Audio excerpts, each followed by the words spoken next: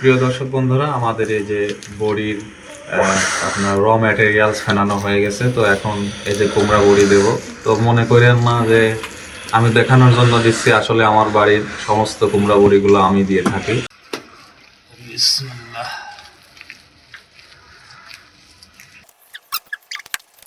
প্রিয় দর্শক বন্ধুরা, এই যে সেই শুকনা মরিচ দিয়ে দিলাম আমাদের প্রথম এই কুমড়া বড়িটাতে। এই যে